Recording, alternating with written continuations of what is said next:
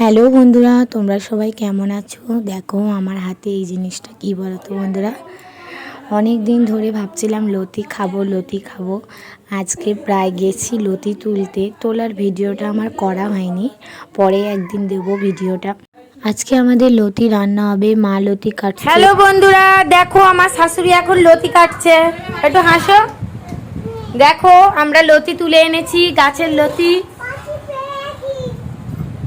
এই আমার যাও লতি কাটতে বসে গেছে, একদম ছোঁচা, দেখেছো তো?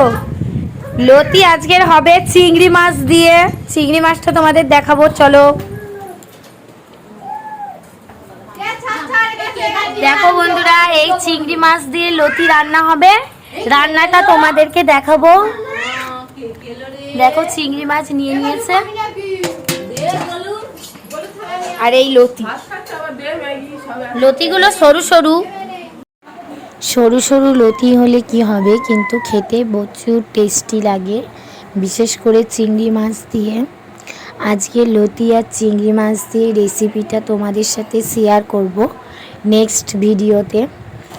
আর অদিতি এখন কি করছে দেখো বন্ধুরা। বন্ধুরা বলো, বলে কেমন আছো? আমার দিদি রান্না করে সবাই বৃষ্টিতে ভালো আছো? আমার অদিতি বলছে সবাই ভালো আছো। অদিতিকে কেমন লাগছে বন্ধুরা দেখো। অদিতি হাই করে দাও।